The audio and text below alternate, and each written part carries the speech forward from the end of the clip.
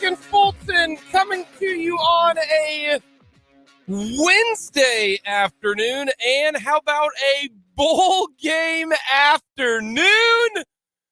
Finally, a bowl game that I can be interested in and not Buffalo versus whoever and Georgia Oklahoma State without a quarterback that I know versus Wisconsin, who apparently Luke Fickell is now the head coach doing halftime interviews. I've actually got a game that I'm interested in. Jayhawks bowling in Memphis where there's no running water. There's no running water right now at the Liberty Bowl. As we stand at 12:07, Mother Nature destroying Memphis, and there is no working plumbing right now at the Liberty Bowl. We will talk with David Basil, who covers Arkansas down in Little Rock, played at Arkansas, and he did a show there today. I sent him a text, and I said, the porta potty's still coming in. He goes, I've never seen this many porta potties in my entire life. But Fulton rocking his Jayhawk gear, man. How excited are you for this? I have never woken up in a happier mood. Because I want to make this very clear. KU could lose by 30 today. I am still going to end this day very happy. Because for the first time in 14 years. For the first time in forever. I am watching the Kansas Jayhawks play football in the month of December. And not just the month of December, the end of the month. Like, we're almost to the new year, and the Kansas Jayhawks are about to play football.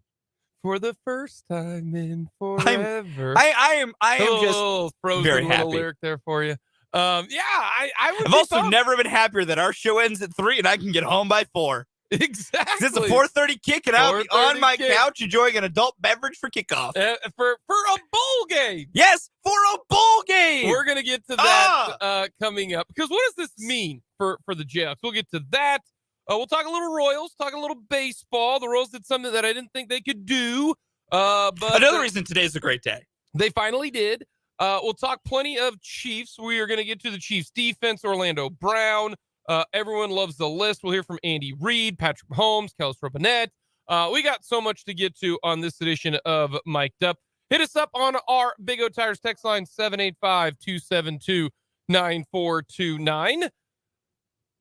Watch or listen to the show on our website, 580wibw.com. That's 580wibw.com. Very simple, very easy. If you want to watch the show, hit us up on the comments section. Send us a tweet. We can do any and all of that here on this game day edition of the Liberty Bowl, where, how about this, Fulton? You want to talk about full circle?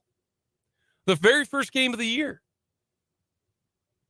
Memorial Stadium needed porta potties. At the end of the year. To come full circle here, yeah. When Katie kicked off the season, it was so overloaded. They needed the porta johns. And now down in Memphis, because, many cities in this country do not invest in their public services and public works like they should, which leads to these problems. Yeah. The city of Memphis needs porta johns. That and the Liberty Bowl is a dump. Yes. No. It's also the Liberty Bowl is an absolute dump of a place, which, I mean, I think people in Memphis would tell you that. I think they would tell you, yes, the Liberty Bowl is an absolute godforsaken place. Yeah. So we got a lot to get to on this 3-hour edition of Mic'd Up. But we're going to start with the Kansas City Chiefs. They take on the Denver Broncos. And, man, the Broncos have just got all sorts of problems. Does Russ have multiple parking spots? Does he have his own private office? Their head coach got canned because they were embarrassed by Baker Mayfield and the hapless Rams. I cannot tell you how much that makes me happy. Seeing the Broncos just this much of a dumpster fire is so terrific. It brings me joy. It really does, knowing that their franchise does not have a first-round pick the next 2 years, which could really help them out. Yeah. It really could. But they tried to go for it, and they fell flat on their face. So I'm happy about that. But the last time these two teams played, their offense actually moved the football. Scored a season high in points. They did. But the Chiefs defense, I wanted to discuss this. Jordan Foote comes on 580 Sports Talk every now and then to chat a little Chiefs. And I thought this was very, very interesting from Jordan. The Chiefs defense has actually been pretty good these last couple of weeks. And when I say last couple of weeks, I mean since the 49ers game. What happened after the 49ers game? You got to face good old bye. Since the bye, the Kansas City Chiefs defense has actually been pretty decent. And when I say pretty decent, I mean decent since before the bye. Before the bye, they were ranked 27th in total defense. And when I mean total defense, I mean the advanced information. You put everything into the crock pot, and then the crock pot mixes it all magically together, and it comes out. Before the bye, they were 27th. After the bye, they are 17th. They're 17th. The Chiefs were one of the 5 worst defenses before the bye and are now legitimately smack dab in the middle of the NFL when it comes to the overall defense. The overall defense. Since the bye, they have been 27th. And just look at some of the scores. It kind of adds up. They gave up 17 to the Titans. Gave up 17 to the Jags. Chargers, they scored 27. 10 points for the Rams. The Bengals scored 27. Broncos 28. And then we know the Texans and the Seahawks. Well, we know the Texans 24 was not a legit 24. That was because the offense gift wrapped its stuff for them. But defensively, the numbers, we've talked about it. They were excellent. And then the Seahawks, my goodness, the Seahawks couldn't do anything. I honestly felt bad for Dan. He's a lifelong Seahawks fan. Like, they couldn't do squat in that game. Nothing. Nada. So outside of a game here or two against the Broncos, and then, against the Chargers, Chiefs defense has been pretty good. It's been pretty good. Now, I am awaiting for the rebuttal of, well, Jake, look at the schedule. Before the bye, here's who they played. The Chargers, the Bills, the 49ers, the Bucks. After they played the Titans without a quarterback. They played the Rams without a quarterback. And the Texans without a quarterback. So that doesn't really, I'm not really buying that, right? I mean, they faced the Bills and the much better offenses. Well, here's the funny thing about the advanced numbers. They factor in that. Yeah, DVOA is the best number to use here, and the one we referenced the most. DVOA is perfect because for both, whether you're speaking offensive or defensive DVOA, it is designed to take into account the strength of your opponent. So it eliminates the conversation of, well, they haven't played anybody. Well, that the number is accounting for that. It is accounting for the fact of who you have played to get to this number. It helps if you shut down a top 5 offense, your defense is going to go up. Yeah. If you shut down the Texans or the Seahawks, your defense probably is not going to go up a whole lot because, hey, congratulations, you beat a crappy team. So, but now, let's take a look at this team in just as these games go on. George Karlaftis, Fulton, he's getting closer to our 5-sack mark. Our little we were a little worried if we were going to get there. Yeah, but George is making a push for the boys. Yeah, he only needs one more sack to get to 5.5. He's at 4.5 right now. We're right here, right at the ballpark. But George is playing well. Yep. He's batting down balls. Chris Jones is playing well. Yep. Frank Clark, Carlos Dunlap. Low key, I think Carlos Dunlap, they've used Carlos Dunlap a little bit like Jerick McKinnon. Carlos Dunlap is their second best pass rusher behind Chris Jones. I firmly believe that. And I think they've been limiting Carlos Dunlap simply for that purpose. That's something I never really thought of as they the season save went him on. Like Jerick McKinnon. What was the idea of we're going to save him and limit him and then fully unleash in the playoffs? But you might be right. He's only played 48% of the defensive snaps this season. Now, that is up 10% from last year. He played 38% in 2021 for Seattle. But I think you might be right. It'll be telling these last couple of weeks because... What do they do last couple of weeks? And then, of course, playoffs will really answer our question. 40% against Denver, percentage of snaps. 48% against Houston.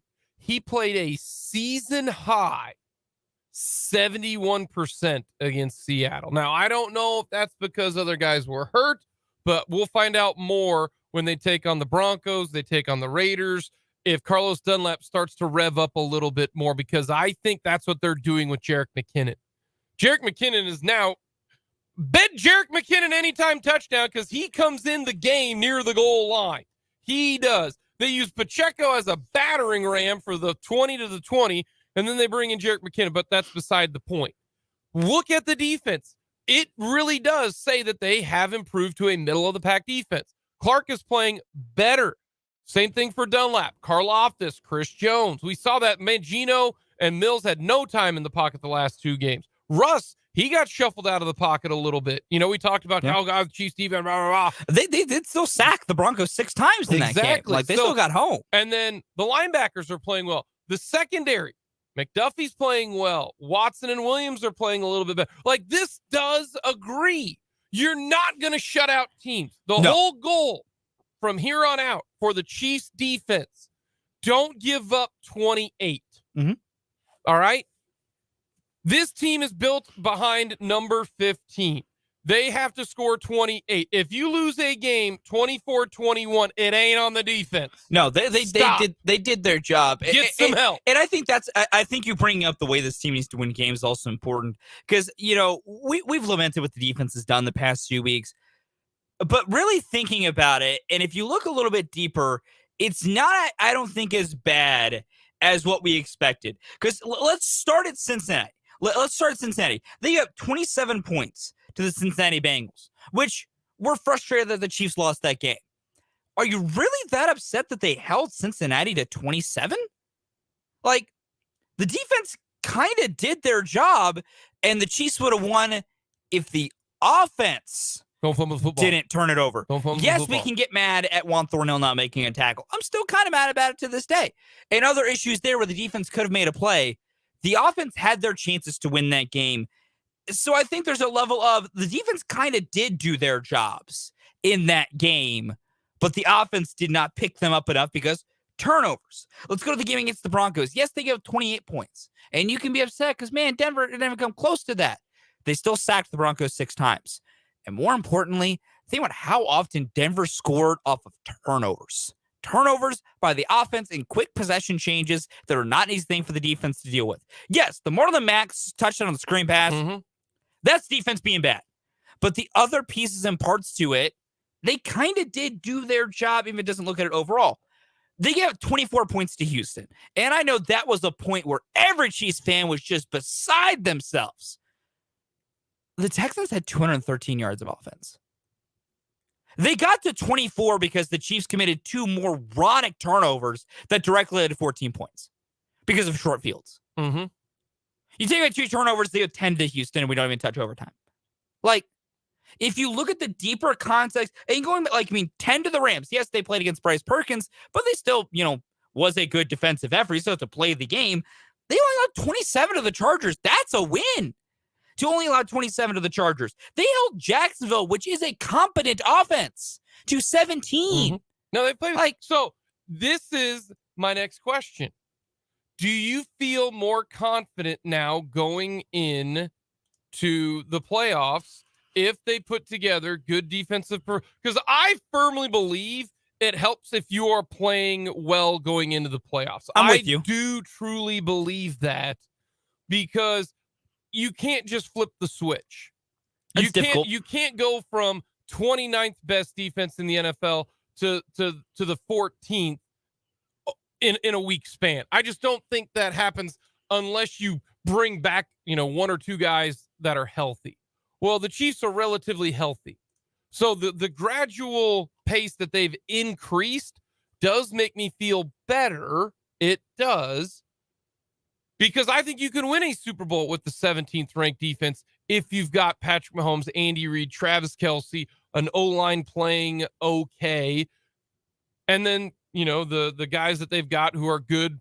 They're not great players, but they're not bad players. I don't think McKinnon and Pacheco are great, but I think they're good. Yeah. I don't think Juju, I don't think, MVS are bad players. They ain't great players. That just goes to show you how good Patrick Mahomes is and the whole, oh, God, what are they going to do with that Tyreek Hill? So this had the best offense in the league. Does make you feel a little bit better about the Chiefs going forward if they end up playing somewhat. In the games against the Bills and the Bengals, if they do happen, it's going to come down to 3 or 4 plays, just like any other AFC divisional game when it comes to that. It's going to come down to, do you fumble at a bad spot? Do you mishandle the just like we always say, do you have turnovers? Does your coaching staff mess up decisions? Does somebody make an outstanding play? That's what all the final 3 games of the year, divisional round, title game, and Super Bowl all end up coming to fruition. Coming up next, we're going to get to some Royals talk. They did it. They finally did it. We'll get to the Royals' big news coming up next.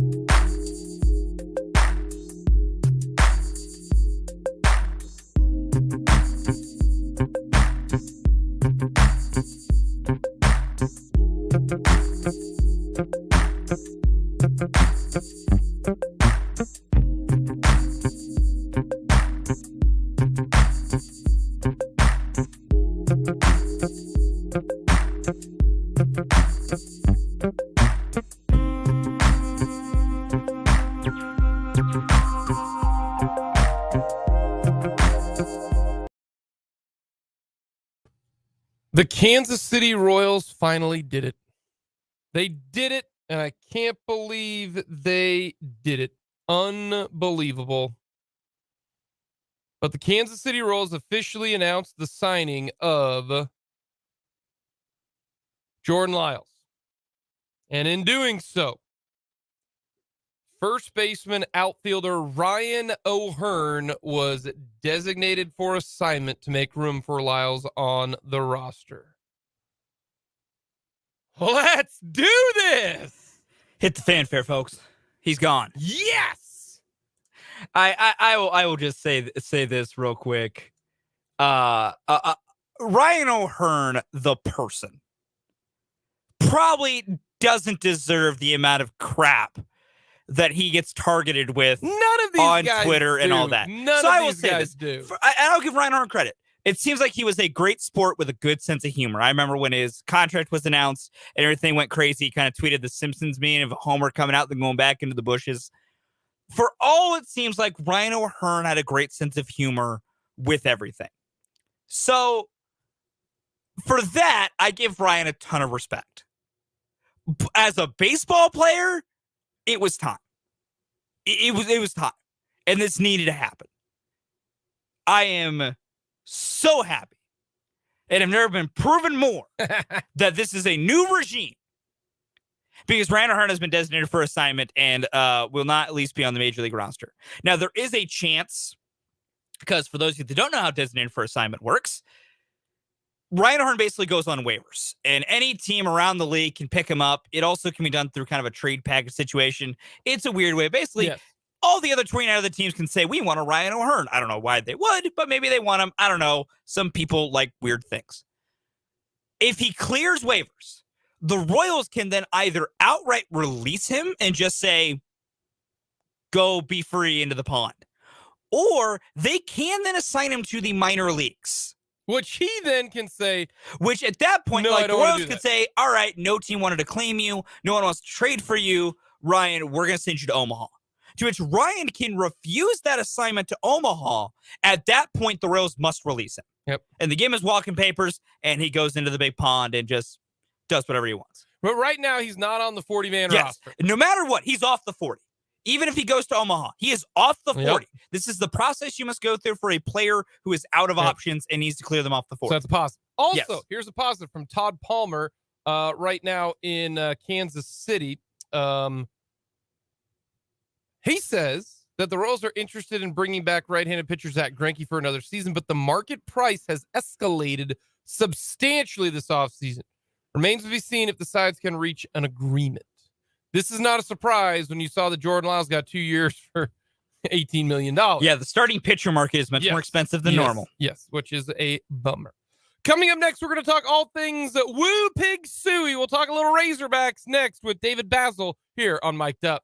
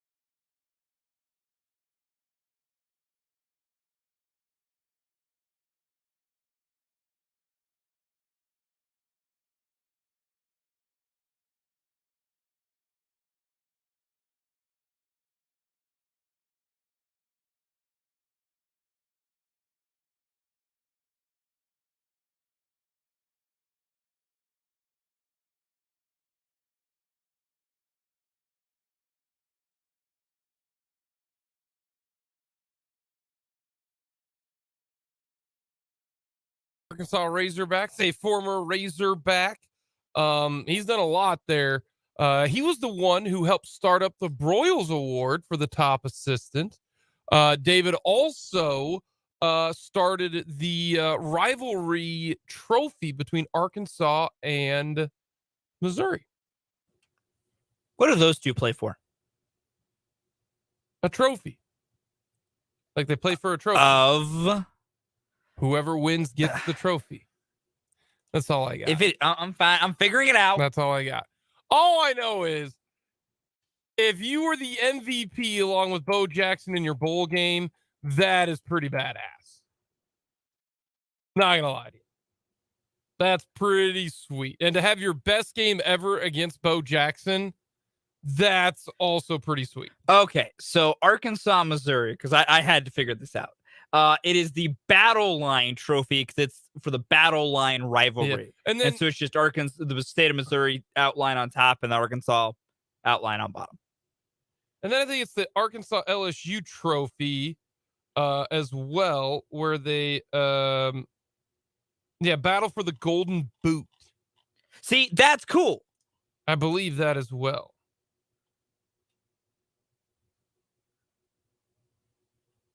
Maybe. I don't know. I just got to finally figured it out. Do you like offense? Here's your game. Yeah, here it is. Here is your game.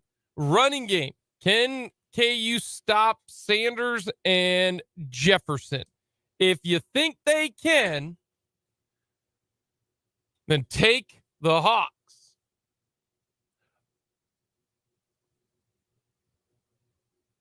You got to take the Hawks if you think they can stop them. They did. They lost a bunch of the wide receivers in the transfer portal. Lost their tight end. Lost their two starting linebackers. Bumper Pool.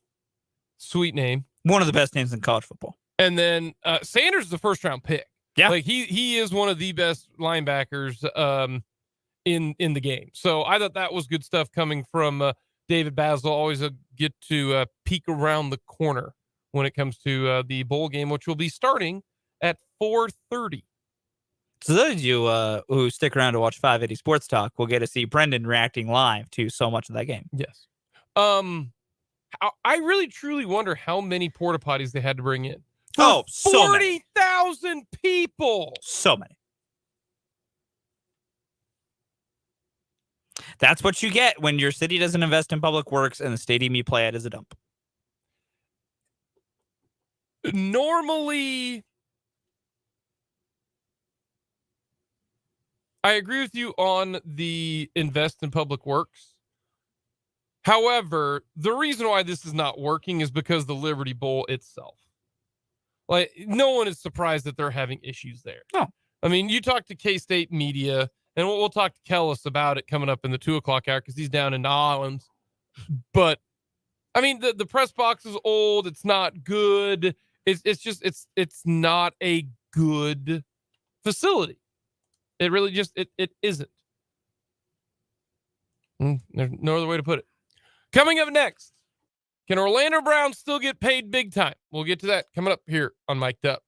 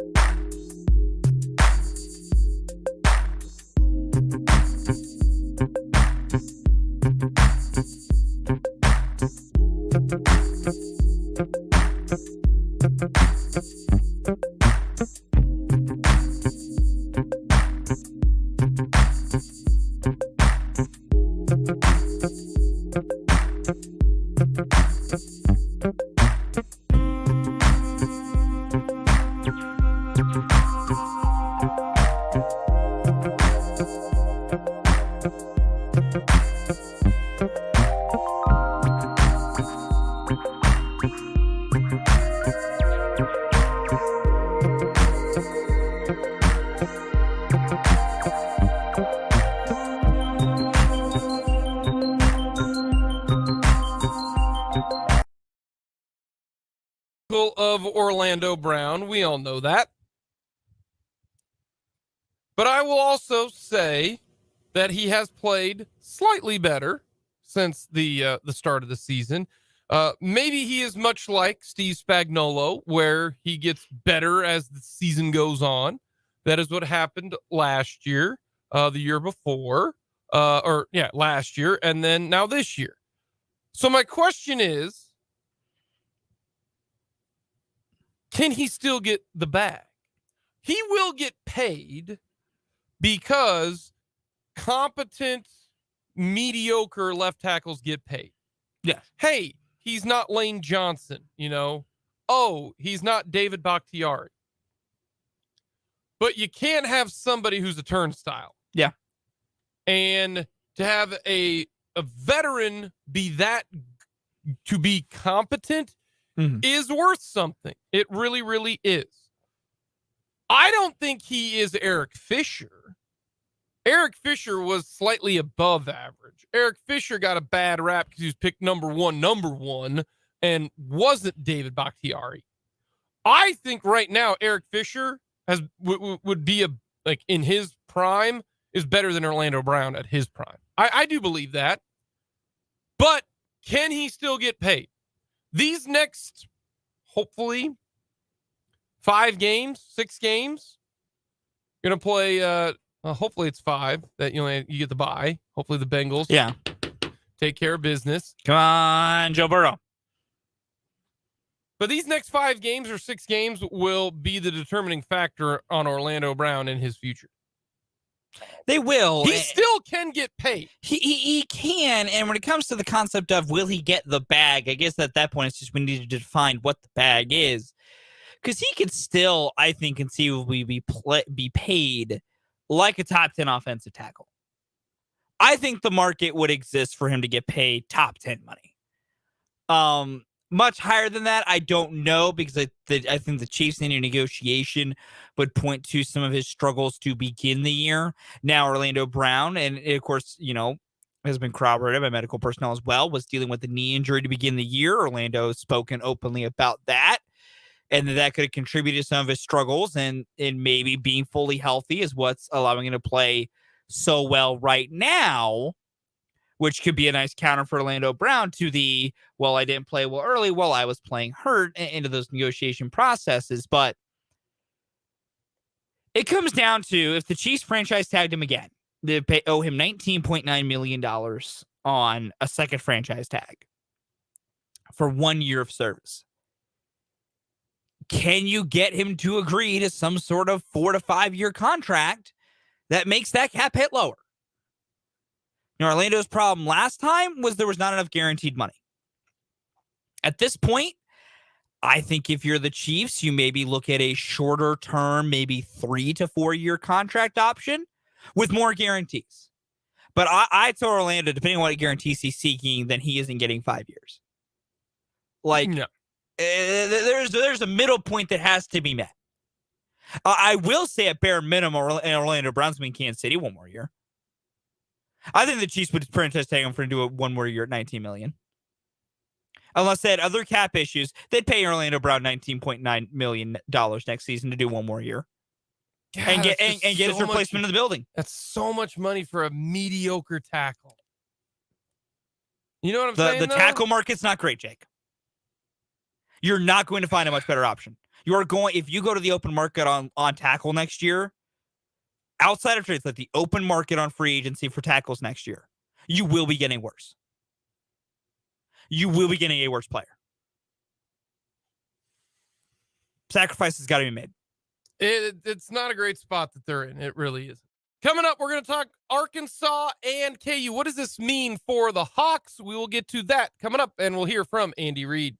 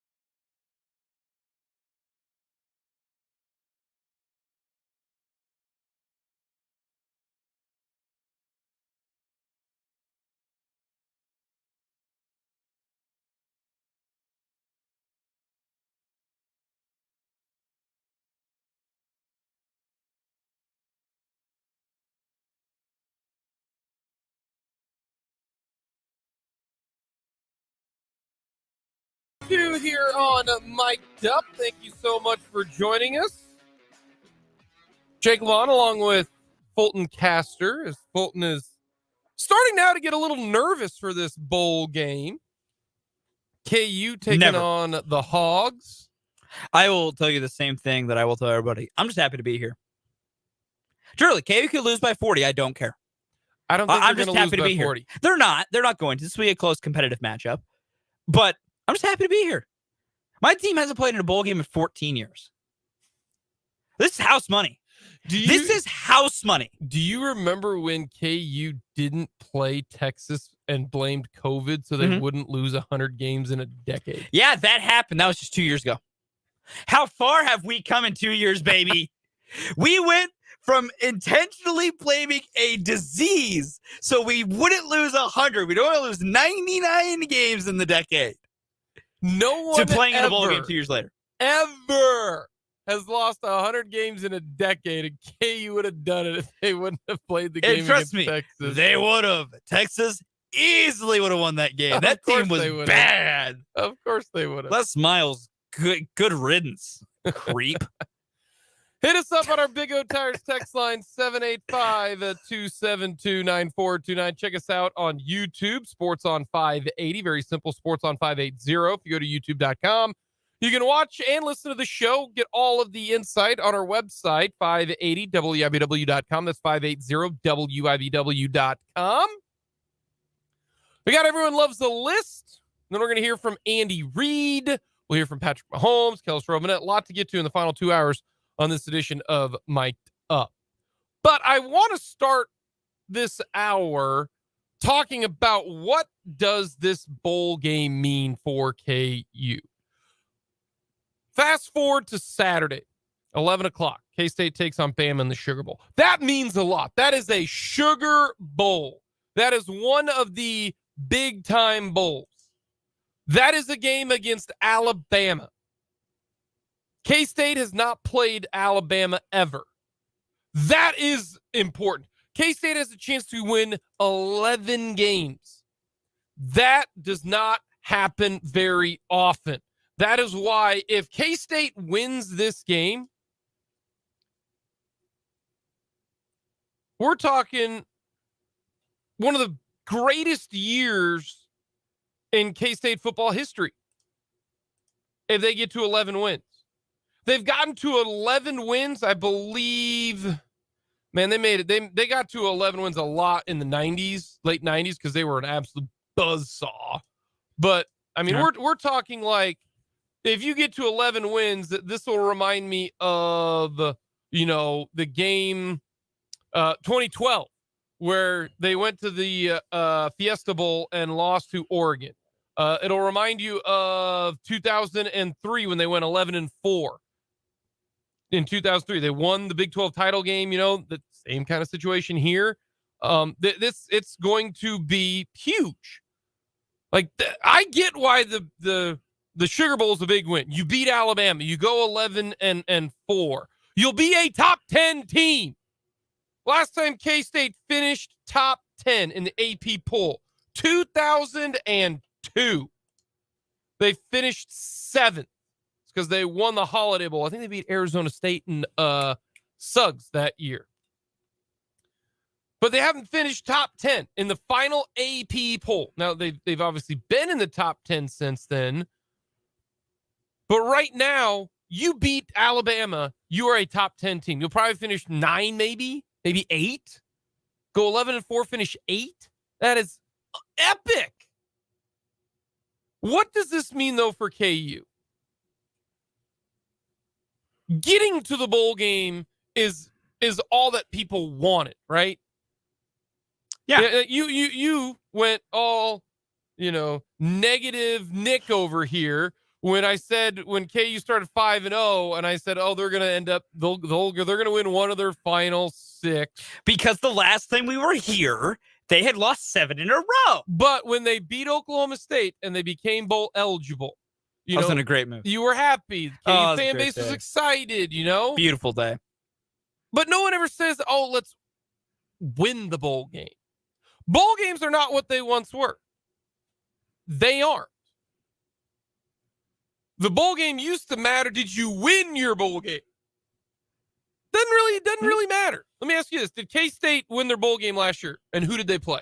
They beat LSU. Beat the snot out of them. That's true. That is true. That was also an LSU team without a quarterback. No, that was an LSU team without half their roster. That's also true. But that's part of the reason is the game has changed. Bowl games outside of the big ones. Bowl games outside of the New Year's Six and the college football playoff aren't what they used to be. And also there's a little bit of framing that has to change because of things like opt-outs in the portal. And that does matter. Like this game for KU in Arkansas. Arkansas has 23 players in the transfer portal. Some of their best players have opted out and are claimed for the NFL draft. They don't have a wide receiver room. Like, I don't know who KJ Jefferson's going to throw the ball to. Pretty much all of his top targets, all gone. Their top 2 linebackers, gone. Top tight end, gone. Their top center, one of the best centers in college football, gone. Like, that framing matters. Like, that matters in these games. And I think that's what changes for some of these, what I would call mid-level bowl games, is they don't, like, you know, I make the joke, and the joke is apropos, at least for the SEC, that playing the SEC in bowl season is a lose-lose, because you're either going to beat the team, and the fans of that team, the SEC school you beat, will make excuses how their team was decimated by opt-outs and transfers and what have you, and also they just didn't want to be there. They didn't care. Or you lose the game to the SEC team, and you get told about how bad your team is and how SEC is superior. It's a lose-lose to play an SEC team in a bowl season.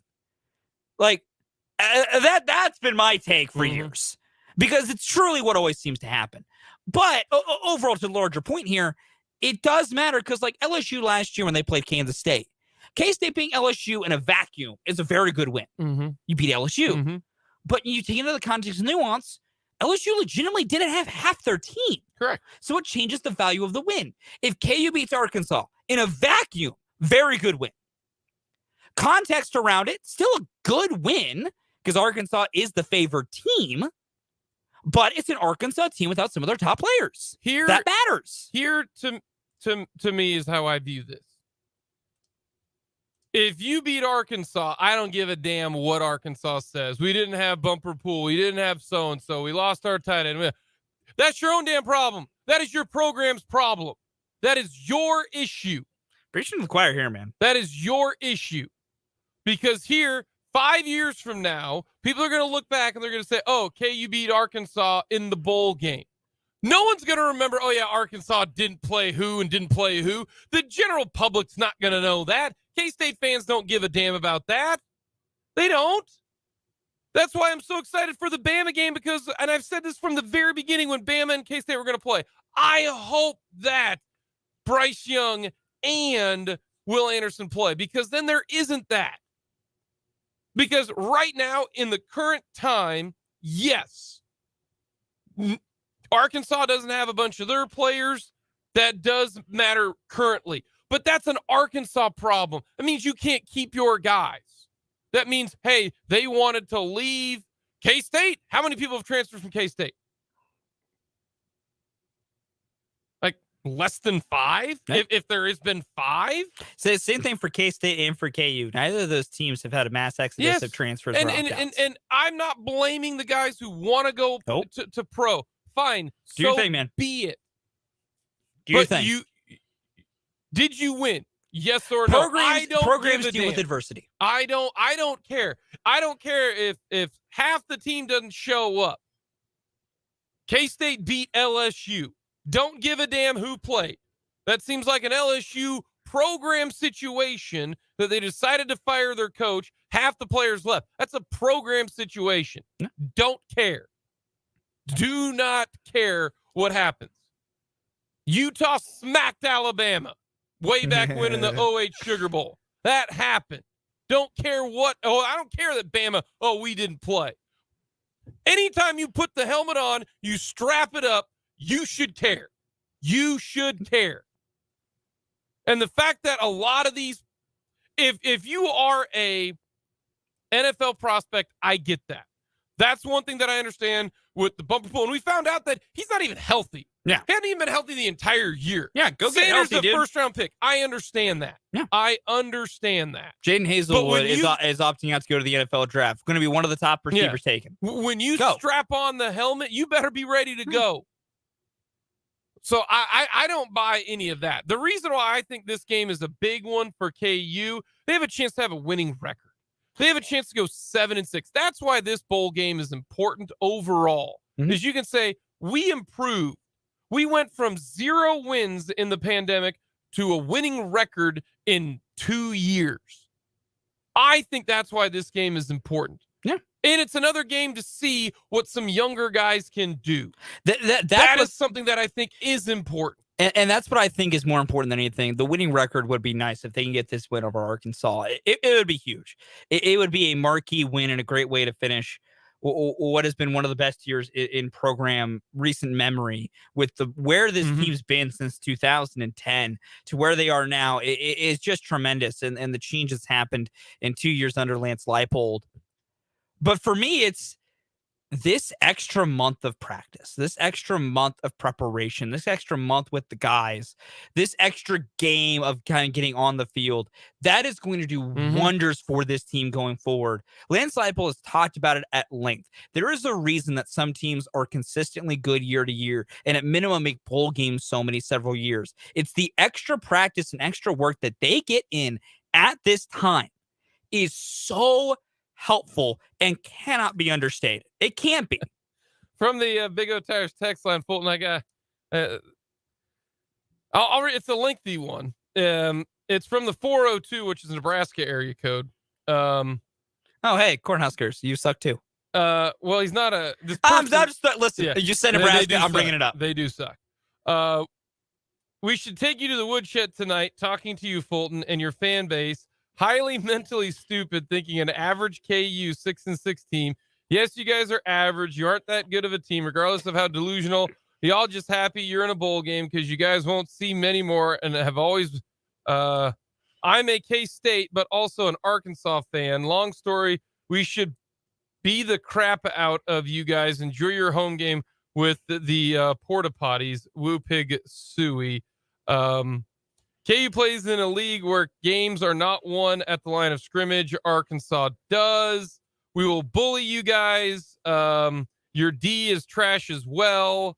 No, that's true. I can't deny. I'm not even going to fight that one. Yeah, the KU defense But sucks. Arkansas's defense is trash. That's why the line is 68.5. Listen, man, I have a simple policy when it comes to me enjoying my football games. I don't get into these fights. I don't mind getting into a little back and forth if you're reasonable. Arkansas went 6-6 this year. Yes, they did. If Arkansas went 10-2, yes, talk all the mad crap that you want. You went 6-6. You lost to Liberty. Yeah. You lost to Missouri. Missouri is big trash. Look at what K-State did to Missouri. Yeah. You can't talk trash when you're 6-6 unless you are. And he's making me feel like I'm defending KU, and I'm not even a KU fan. I'm more noted KU hater, Jake LeBon. I'm not a KU hater either, and you know that. Noted KU hater, Jake LeBon. Yeah, that's what I thought. I don't mind the back and forth because it's fun, but you also have to at least understand that, hey, your defense is also trash. David Basil, who went to Arkansas, is an Arkansas guy through and through. Is like, yeah, we're total defense. We're both in the triple digits. That ain't what you want. Arkansas's defense is not good. All right. It ain't good. I will say this about the running game because I do agree with this. KJ Jefferson is a difference maker. He was hurt 100%. For a little bit of the game, a little bit of the season. 100%. Very talented quarterback. Difference maker. Yes.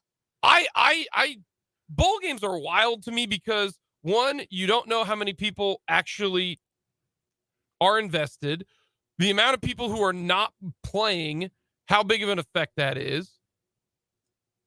The transfer aspects of it now. Bowl games are almost a crapshoot, to be honest with you. Like Oklahoma State, Wisconsin last night, I watched like a quarter of it. That was an awful football game. Yeah.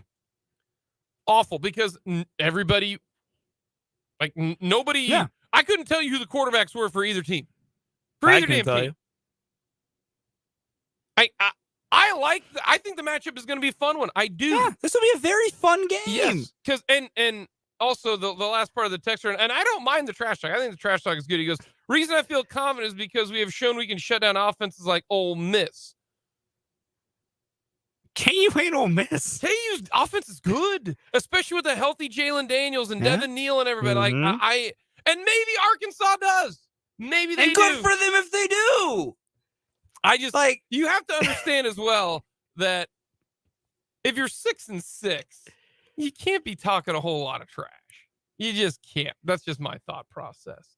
Also from the Big O Tires text line, if you take scholarship money, I think you should have to play every game the school's involved with.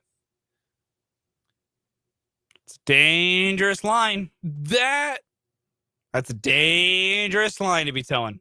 The reason I don't like that is my thought process on all things scholarship is once you leave the football team, you don't get a scholarship. I hope people realize that. Yeah. Like all these people who have, once you put your name in the transfer portal, your scholarship is gone. Gonzo. Right then and there. You'll finish the year, but then you don't have that scholarship anymore. Yeah. Because now some people can go back. That's where you go. You talk to your coach. All that jazz. So that's the reason why a lot of players do it at this time in between semesters. Yep. So that way they get the scholarship for the spring semester. So technically, they get the scholarship and they're playing all the games. They're not under scholarship if they're opting out of these games. They're foregoing it. They're foregoing all that. So that's why I see the point. But if we get down to X's and O's, that they do because they were on scholarship all of this season, except for the last game. Well, they're not in school right now. Nope. You know, if you don't want to play in the bowl game in the Liberty Bowl, well, go hang out on your couch and eat Fritos. Yeah, like your scholarship is semester to semester. Yeah. If you quit. Mm-hmm. Now, if you get kicked off the team, much different. You still keep your scholarship because the coach chose to boot you off. But if you quit, you're foregoing it. Yeah, you're relinquishing it. Now, if you quit mid-season, let's say you quit, like I'm down and you walk out, you lose your scholarship. You don't get it the rest of the year. If you get kicked off the team, you still keep your scholarship because it was the coach's decision, and they say it's his decision to give you the scholarship. That's on him. Coming up next, we got Everyone Loves the List, card game edition.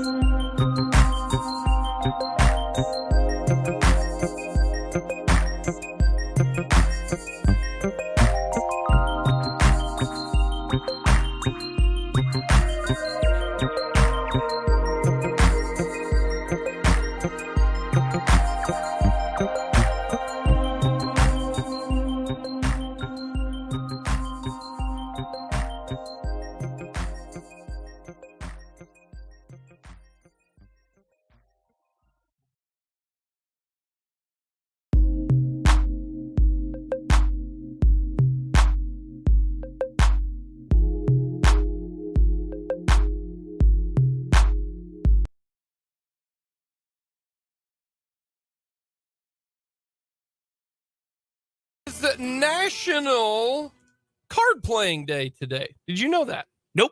It is. Well, obviously. I'm learning it now because you told me, but I didn't know before you said it. National Card Playing Day today. So, everyone loves the list. Your favorite card games.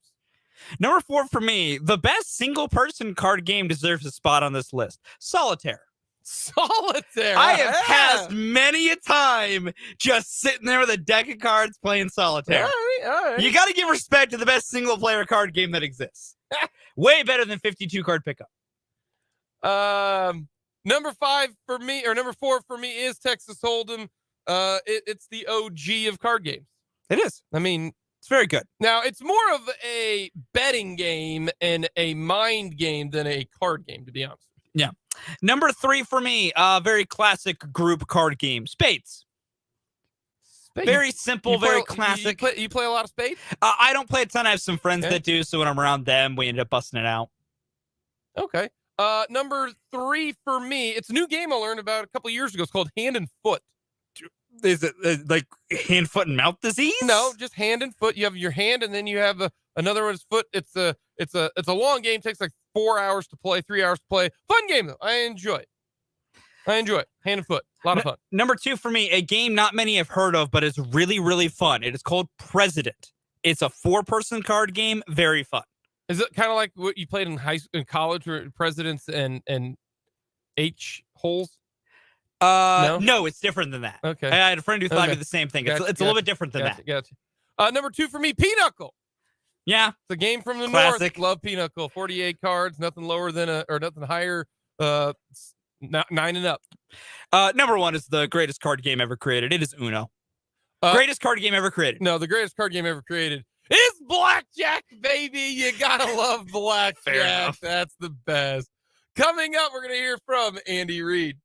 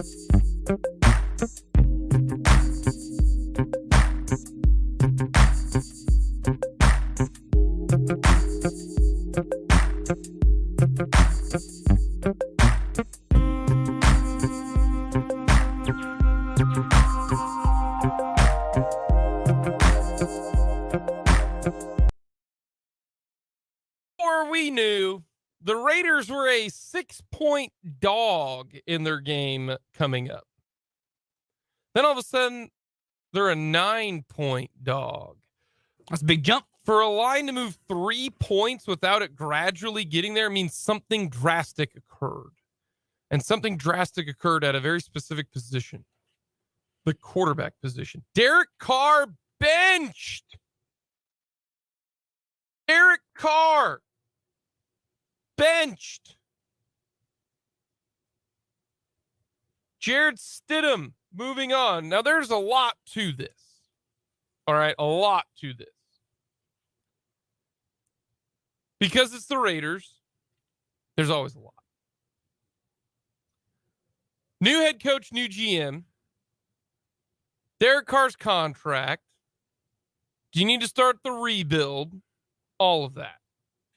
First things first is Mark Davis can't fire Josh McDaniels because he doesn't have the money. Still funny. Still funny. What you have to do is Derek Carr becomes your sacrificial lamb. Now, is it really a sacrificial lamb? I don't think it is. Derek Carr was given a contract extension, and everybody was thinking, oh, yeah, he's going to be there for a while. No, that's not the case. It all is in the details. Derek Carr signed a 3-year extension this offseason. His dead cap next year is just $5 million, where his cap hit is 34. So it's not a 3-year deal. It is 1 year, and let's find out. Can Derek Carr get it done with Devontae Adams and Josh McDaniels? The answer is clearly no. But it's not just Derek Carr's problem.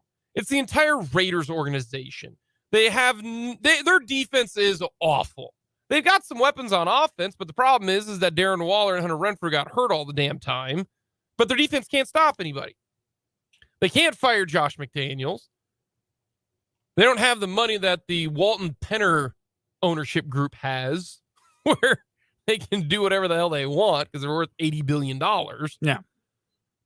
But it's time for Derek Carr to move on, to be honest with you. Like, Derek Carr has been with the Raiders for, God, I want to say 8 years. Yes.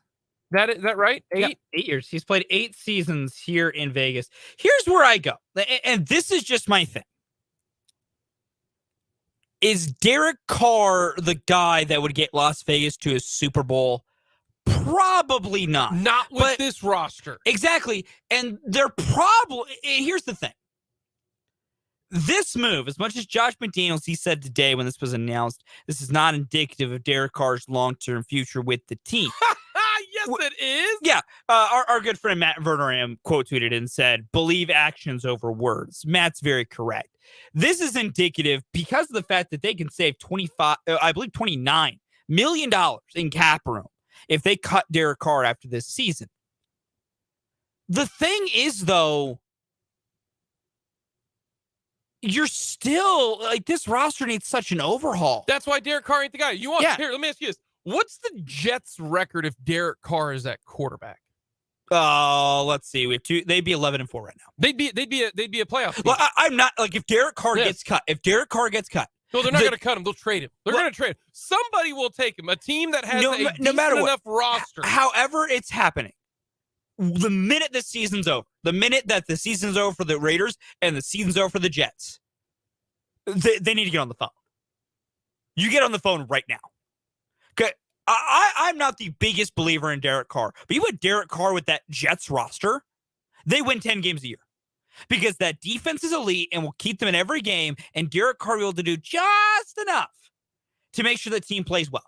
Derek Carr, to me, like, look at how many games Derek Carr's won with the Raiders where they've had a crappy defense every year. Derek Carr, to me, is a lot like Alex Smith, where he's good enough to, I mean, they went 12-3, and if Derek Carr doesn't break his leg back in, 5-6 years ago, they probably win a game, because I think Matt McGloin ended up starting the game for it was for something the Raiders. Like that, and man, it was bad. Derek Carr is not great. I've never been a Derek Carr fan. He is not great, but is he better than, I mean, he's probably the 15th best quarterback in the league. He's an average quarterback. But the 15th best quarterback in the league for a team like the Jets. With like a top 5 defense, you can win a lot of football games that way. But he's not the quarterback that you need. Derek Carr is not Joe Burrow. Derek Carr is not, Patrick Mahomes. No. Derek Carr is... This is a bad roster. Unless you are elite of the elite, a top 5, you're not bringing this defense and this team to the promised land, so you need to cut bait. This is the smart move, but Derek Carr becomes the fall guy instead of Josh McDaniels and instead of the organization. And that's what sucks for Derek Carr, even though it looks like he does wear guy liner. My wife, whenever she sees Derek Carr, is like, he doesn't wear guy liner, right? I was like, no, he doesn't. I don't think he does. I mean, if he does, I don't care, whatever, maybe he's forever in that emo state where a lot of people, back in the late 90s, early 2000s, did that. I go, maybe he just has really dark eyelashes. I don't know. But he's going to be the sacrificial lamb here. Like that's what's going to end up happening. They can't move on from Josh McDaniels, so they move on from Derek Carr. And the thing is, the Raiders are going to do this. The problem is I don't think Las Vegas has a proper understanding of what they need to do. That's my thing. And I talked about this yesterday. You were finishing up your travel, so you weren't here. I talked about this with Dan a little bit yesterday. Poorly run organizations have a few things in common. One thing in common is their owner has their fingernails in everything. Like, it's why I feel like the Broncos going to go even more backsliding, because Greg Penner is starting to really already stick his fingers into everything. Well, I'm actually all right with that because honestly, I'd fire everybody. I mean, yes, but the overall point is, this was my comparison. When's the last time we heard from Clark Hunt? How often do we hear from Clark Hunt every year? Hear from him like twice. You hear a lot from Jerry Jones. They haven't won. Exactly. They haven't been to a title game since Jerry 96. Jones is on talk radio in Dallas weekly. Yeah. Oh, he has his own show. Oh, he has his own and they show. haven't won jack diddly squat. Yeah. Meanwhile, again, Clark Hunt comes around 2 times a year, makes a couple of announcements about random things, and goes back to Dallas and does nothing else. Normally, you see the Pittsburgh Steelers. You see, it. Like, look at the most successful organizations. You don't know what their owners are up to half the time because they're just away. They let their football people run. And I think that's part of the problem with the Raiders is I don't think Mark Davis has an understanding of what he needs to do to fix his football team. Well, what he needs to do is hire a good leader or a good GM and then stay out of his way. But he can't do that. He can't. And they don't have any money. That also helps. Right now, though, we got to hear from Andy Reid. Big Red spoke to the media. Maybe a little good news on McCole Hardman. But here's what Andy Reid had to say to the media today. Really don't have any injuries to throw at you here. McCole will practice today, and we'll just see how he does. I look forward to the challenge of playing Denver. Defensively, they're number 1 in passing defense, and a couple other categories in the pass game and defensive area. They're top notch, and then offensively.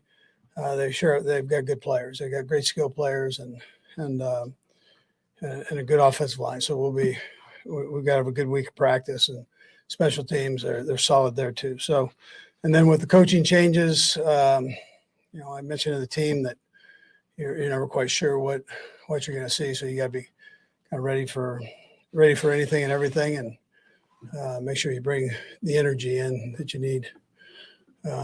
To take care of business. We're glad we're here at Arrowhead. Look forward to seeing all our fans out there.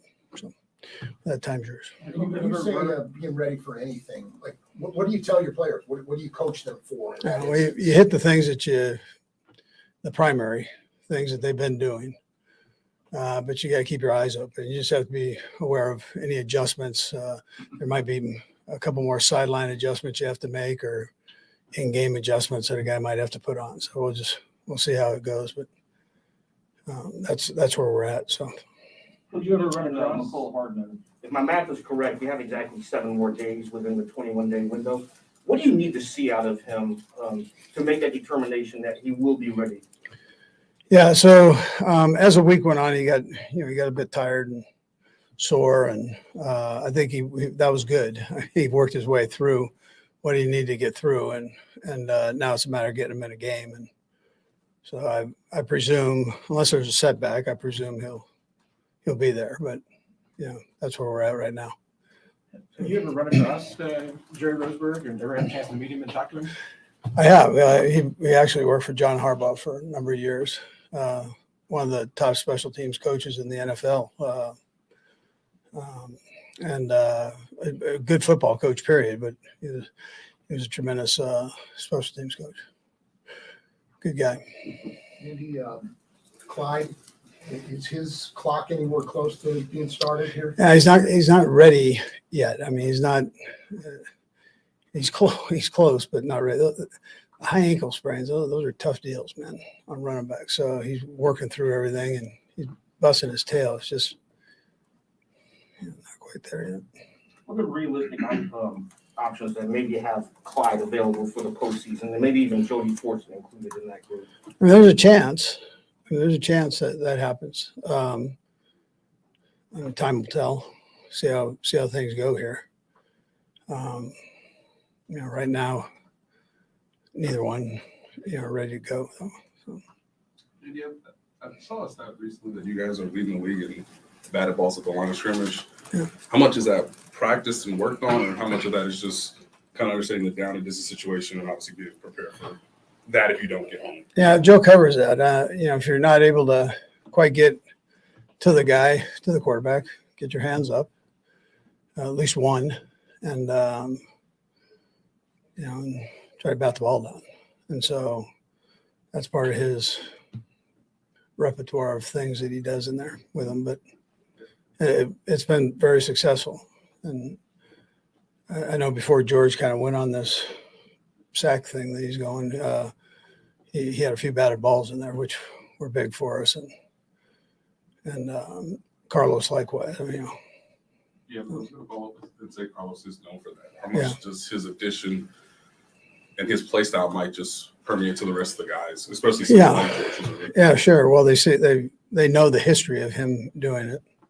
I know the history of him doing it. He batted a few of ours down. Glad he's on our side, and so they know. And Carlos is a smart guy, talks to everybody, so I'm sure he's helped in that area.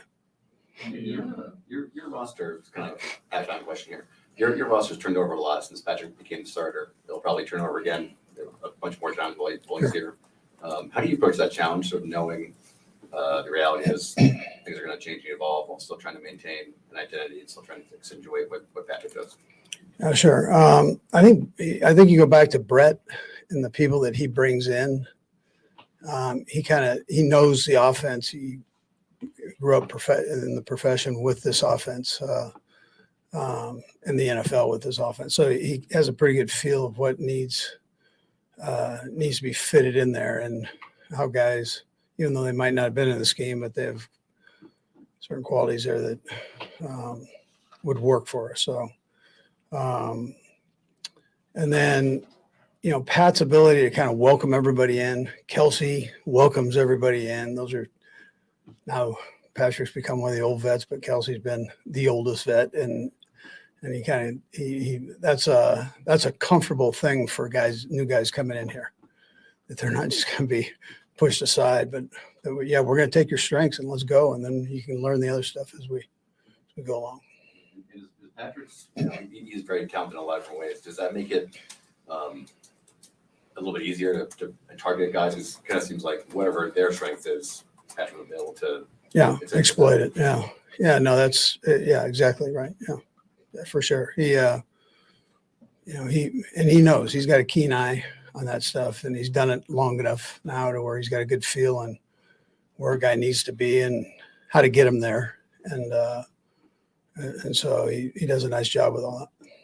Wendy, are there certain things that you try and layer in? I mean, you guys obviously have clinched the playoff spot at minimum. But are there certain things you try and layer in over the last couple weeks, last week, that you feel like you want to see in action before the postseason? Yeah, I'd like to see all three phases playing well. I mean, that's we have one phase play well and another one that doesn't, or two of them play well and another one doesn't. So when you get to that point, I mean, you want that every game, but we're there now. So we're in the last two games of the season. So you got to start making sure you're reaching your A game there. A couple more. What do you think has led to this late season surge for Jerick McKinnon, and how important has a player has he become for you here? Yeah, we kind of did this same thing last year. I mean, he's a seasoned veteran. He knows, and he's had good people that could get in and play and spot him and so on. But I would tell you this, from a professional standpoint, he's phenomenal. His study habits, and then for your question, taking care of his body. He is meticulous about how he goes about that. And it's a great example to these young guys. Can you talk about the mentorship portion of it? I talked to Isaiah after the game last week, and he said he's leaned on Jerick a little bit for that mentorship and asking how to navigate through things. How much have you seen from him? Yeah, he's willing to share. That's again, he's not threatened by the other guys. He's going to do what he does, and but he's willing to share those things. And they see him in the meetings. If he needs to use a foam roller, he's going to get down in Greg's office and work, whatever he needs to work, his hamstring, whatever, his eating habits. They see that. So, and he's willing to talk about it. He likes to talk. Last two, we'll go Jesse and then Andy, big picture, just where do you see Sky Moore and his rookie regression? Yeah, I really like what I've seen here the last few weeks. He's gotten better every week, better understanding of the offense. We've seen some zone teams and kind of how to fit in the different holes as an inside receiver. He's getting better at that, and I like that. And then he's had a few of the jet sweep things, and he was stretching them out, where it would have been good in Canada, but not here, so now he's hitting that son of a gun up in there. So that's a good thing. Last one, Sam. Andy, we ask you this every year, but the one job is open now. I'm just wondering, over the course of this last year, as much as you want to see Eric get another job, I know his focus here is Sure. right now, but have you studied to try and figure out maybe a different approach, something that helps him out? Just what's that process come like? Yeah, so the league actually did that for the assistant, some of the assistant coaches that had potential opportunity to become head coaches. I thought they did a nice job of that this offseason, getting them together with the owners. And so to me, that was the difference, in more of a casual setting, as opposed to I got to hire this guy right now, get to know him. And I appreciated that. I thought that was a good thing for Eric.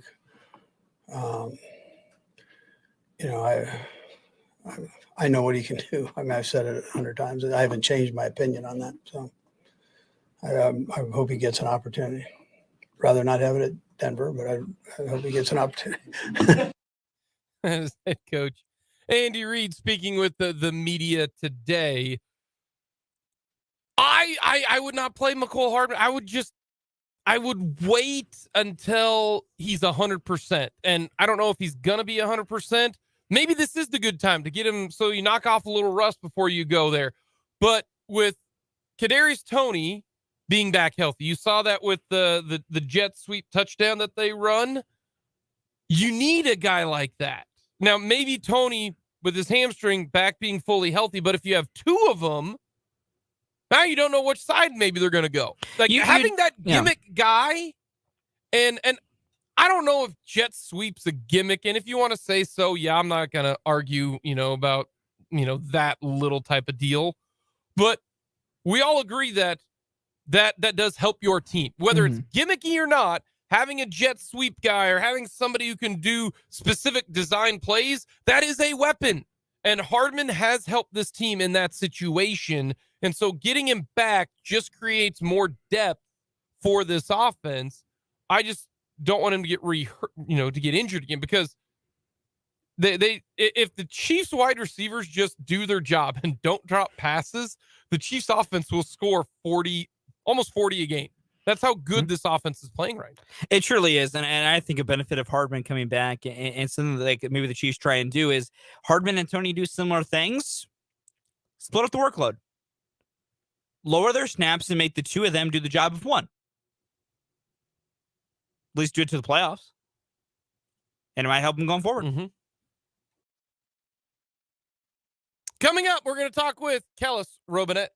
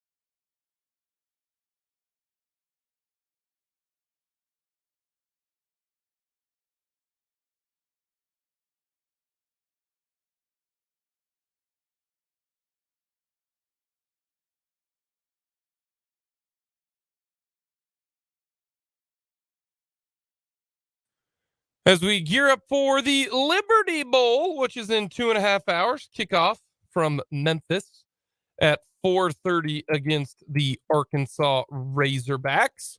We're going to hear from Patrick Mahomes. We are going to try to get Kellis Robinett here at some point in time. He is currently at practice right now in Nolens. So we will try to get to him in about 30 minutes or so, is what Kellis told us. He tried to get in touch with us as we preview K-State versus Alabama in the Sugar Bowl. We'll talk with Paul Meyerberg. We'll also get a little Bama side of things on just how interested Bama is in this game, despite Bryce Young and Will Anderson might be 1-2 in the draft coming up. Unless you're a CJ Stroud guy, then CJ Stroud might go 1 or 2. Yeah. I think Bryce Young's pretty much I'd go take Bryce one. Young personally. I would too. If I were Houston, I would take Bryce Young. If I were Bryce Young, I wouldn't want to go to Houston. I mean, also correct. I mean, I can't make the same Cleveland jokes with Houston. People actually like to go to Houston as a city. What's funny is you talk to anyone in the state of Texas, they think Houston is the armpit of Texas. That's fair. And you want to know how I know that? Because you talk to a lot of people from Texas because your wife's from Texas? Yes. Like if you ask my wife, hey, Lindsay, do you want to go to Houston? No. Like people from Dallas think Houston sucks. People from San Antonio, people from Austin. I mean, to be fair, people from Dallas thinks everywhere else sucks. Yeah, but they really think like Houston sucks. Yeah. Traffic is awful. Yeah. You know, it's a very big city. Huge. 4th biggest. Behind the 3 big ones, New York, Chicago, and LA. It's just nobody likes Houston. So I guess we could use Joakim Noah's quote of, everybody won't go vacation in Houston. Well, they go to the coast. They go to like Galveston because it's hot. But that ain't nice Houston. weather. It's Galveston. Well, that ain't Houston. That's true. That's true. So yeah, like not a few people. No, I don't feel good for Bryce or CJ, who are going to have to be drafted number 1 overall and go to the Houston Texans. Good luck. Yeah. Good luck. So that's what's going to happen with Bryce Young. Probably going to need a new head coach. They're going to face another number 1 prospect. Remember when they took on Myles Garrett in Texas A&M? Myles Garrett went number 1. beat Texas A&M. Maybe they'll do it with Alabama. Fair. That's the thought. That's the thought. So we'll get to plenty more Alabama and K-State coming up. I will not be here the rest of this week, tomorrow and Friday, and I will not be here at all next week. Jake just saddling me with all the work. Yep. The good news is you don't have a show on Monday. That's true. We done it on Monday. Because that is a national holiday, and we take national holidays. Darn right we do. So I will be back on January 9th to start the run to the playoffs. Just so you all know, Jake is gonna make me work by myself on my birthday. Just so you all know this. The January 3rd? Yep. Yeah. Just remember, I got that folks, right though. Come you did. on, I'm proud of man. you. I'm very proud of you. I'm very proud of you. Well, also, it's not. But yeah, think about that. Jake is making me work by myself. Think about that. Think about that next time any of you tweet at him or text at him. Or how about we look at the spin zone? I trust you enough that I think you do such a good job, and you can hold down the fort. I can hold things down for about a week and a half. And you're not going to, burn the place down. I won't burn the house down. The boss man is not going to get mad at you. So, and boss man is my boss. Yeah. Incidentally, is your boss. Also my boss. So, no, that's how you got to spin it. It's all about how you look at it. I look at it as you're going to get the job done. The inmates will truly be running the asylum for like 6 days. You're not an inmate. You're more like a guard. We're guards of the entity that is radio. You know what I mean? So, no. That's the way to view it. But no, listen. Me and Kyle are gonna have a lot of fun while you're gone. Yeah. Well, and you got we'll have so much to talk about. Got a lot of good stuff coming. Yeah, I mean, we're gonna find out. We don't even know when. As I'm trying to do schedules and stuff and everything. 'Cause it's my job. I have no idea when the Chiefs are gonna play the Raiders. Don't know if they're gonna play on the 7th. I think that's kind of crazy. They normally. That'll probably happen actually. No, that'll happen probably Monday. Maybe even Sunday during the games where they're like, okay, this one doesn't really matter. This one doesn't really matter. We want to have good games on in prime time. Oh, the Chiefs take on the Raiders, who are going to start Jared Stidham. That makes my life. That should be. Chiefs fans should be happy. There's not the potential upset there. You know what I mean? No, you're right. With Derek Carr being benched. Yeah, if the Chiefs can't beat Jared Stidham. I will add this. I've been messing around with ESPN's playoff machine a little bit here during the break because it's just a fun thing to do this time of year. Yeah, it is. Almost 100% Sunday Night Football Week 18 is going to be Bengals-Ravens. As long as the Ravens don't lose to Pittsburgh this week, and I'm going to make sure I do this. I'll make sure this is being done correctly. And so I just need to check one more thing. Sometimes it's hard to see what I'm trying to click on here. Yes. As long as the Ravens don't lose to the Steelers, and even if they do, actually, this math actually holds up. The only way Ravens-Bengals on Week 18 is not a winner-take-all for the division. The only way it doesn't matter to where to basically, who wins gets the division is if the Ravens lose this week and the Bengals win. Good. If that happens, if Bengals beat Buffalo and the Ravens lose to the Steelers, I'm double checking my math here. Yeah, all that matters at that point is where Bengals seed goes. They could lose to the Ravens in Week 18, still win the North. So which means the Bengals clinch the North this week. They beat Buffalo, they clinch the North if the Ravens lose. Hey, if they win and they beat Buffalo, they're going to try to win out because if they win out and the Chiefs stumble, they're the 1 seed. Correct. So, no, we need the Bengals to win. I said this yesterday, Jake. You weren't here, but I said I implore all of Chiefs Kingdom to be the biggest Joe Burrow fans for the next week. Yes, we love Joe Burrow. I've always loved Joe. I've said it a million times. You haven't. Jake's doing this ironically. I've legitimately always liked Joe since LSU. Brendan and I are Joe Burrow guys. So that just gives me a better reason to root for Joe this week. Because the Bengals beat the Bills, all things are gravy. Yes. Gravy train. Oh, it's going to be amazing. Everything would line up. Everything would line up. It really, really would. We could also get real buck wild and just the NFL get crazy and make us watch Jaguars Titans for the AFC South on Sunday Night Football.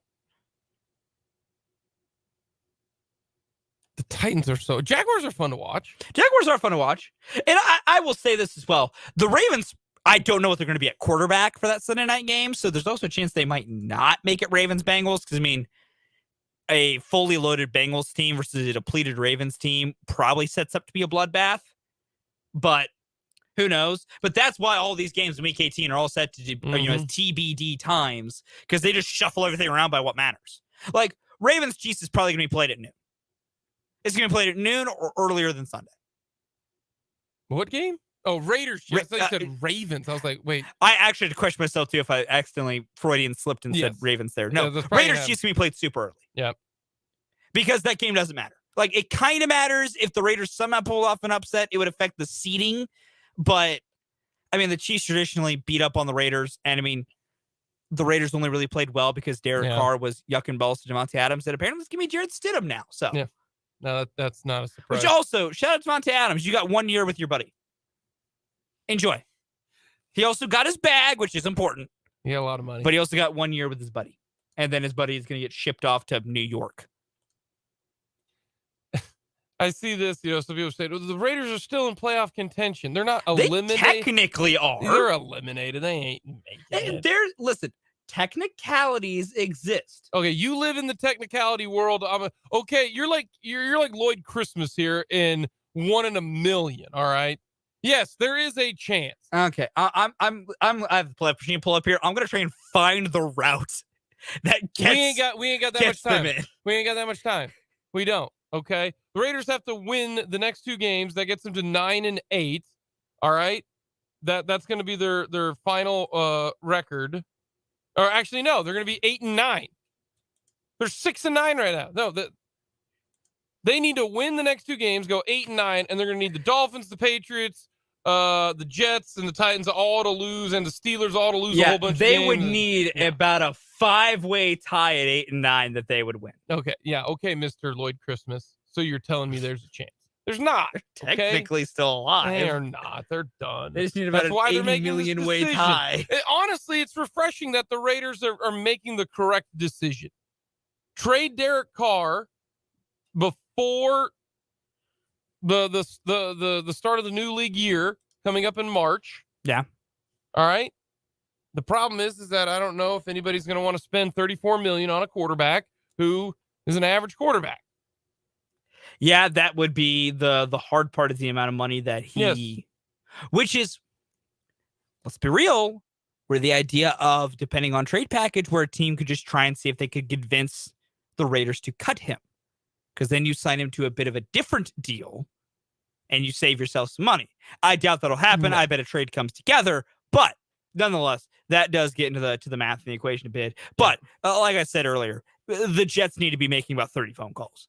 The Jets should already be making phone calls. Like, whoever is GMing the Jets right now, I could not tell you who it is. Just like I couldn't tell you who's GMing the Raiders right now. Probably both. Actually, Jets GM might actually be competent after some of the moves they've made. Either way, those two need to be chatted up on the phone right now. And it's not a Derek Carr problem. This is an organizational Mark Davis and their GM. I can't think of his name right now.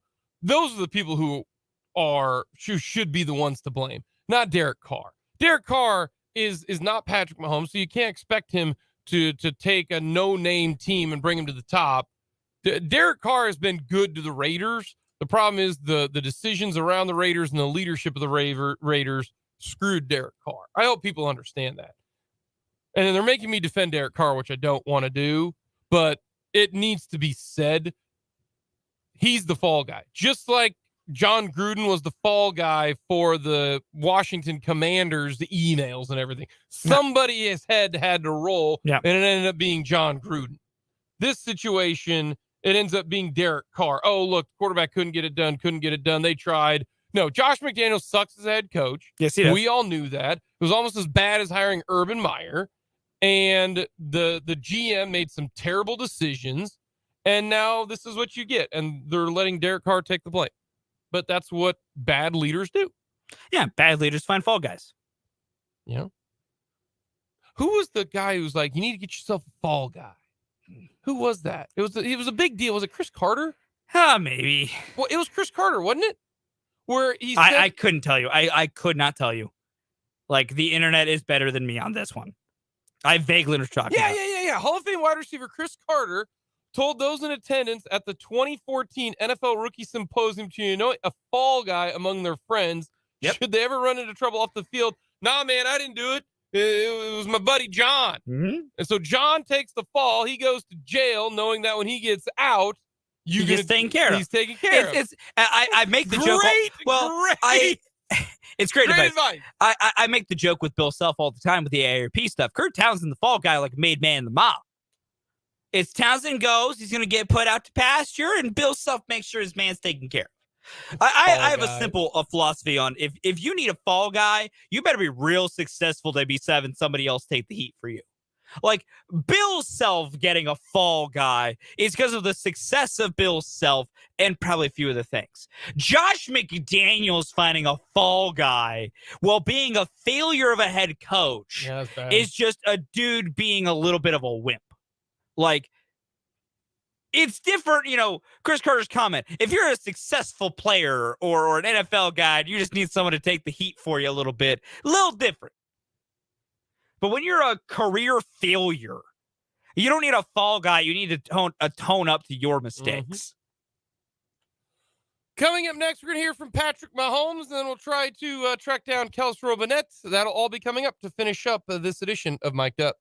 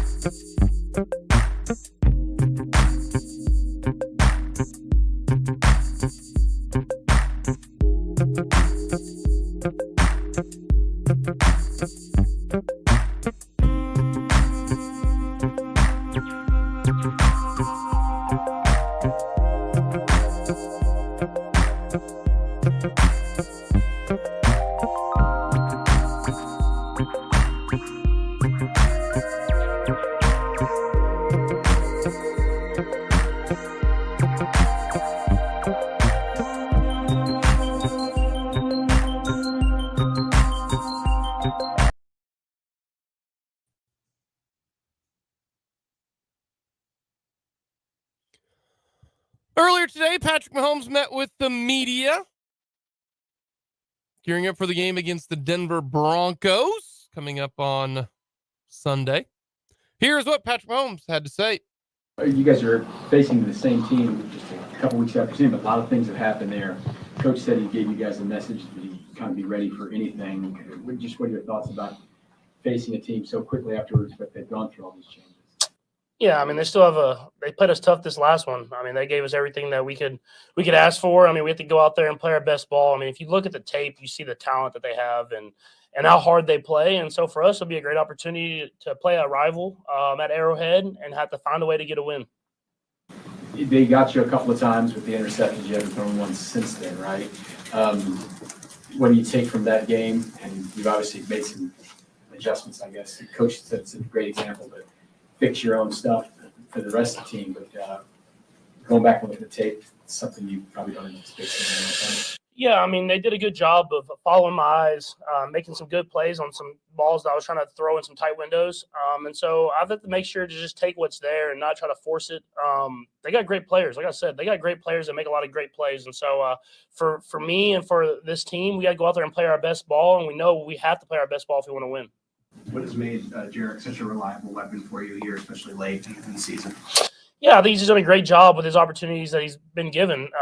He's like the one this last week where I throw the ball in the flat. You're expecting to we have that touchdown, check down mentality, but when you throw it to a guy like that who can battle his way and get in the end zone, that's special ability. And so for him, he's playing good football at the right time of the year. And how can he carry that momentum into the playoffs? How confident are you when he's in there and pass protect? Not to cite the other guy, but when he's protecting you as far as throwing the football? Yeah, I mean, he's just super smart. I think that's the biggest thing. Even the unscouted look, he's great at picking up that guy or passing off the guy to the right lineman and doing all that different type of stuff that just takes years of experience. And so having a guy like that can step in, know he's seen so much, so he knows every single rule of the protection and can go in there and make the block when it counts. I mean, it's a big time thing to have on the team.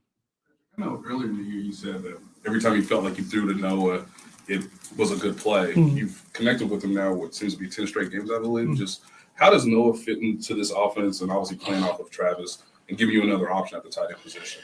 Yeah, I think you said it. I think first off, he's a guy that can come in whenever Trav's tired, and he can't play every play, especially at his age. So he can come in when Trav's tired and make some plays happen and still get himself open on some of those Trav type routes, and then being able to block the way he can. It puts teams in a bind where you have a guy that can block, and you can have two tight ends on the field, but he can also run routes like a receiver. So he'll continue to get more and more in this offense, and he's so comfortable in it. He's another weapon that we can have that can go out there and make it hard for defenses.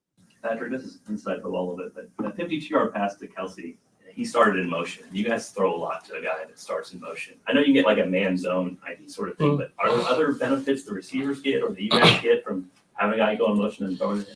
Yeah, I mean, obviously the biggest one is probably man zone IDs. It also gets guys usually clean releases, so they're not necessarily pressed the line of scrimmage, so the timing can be right.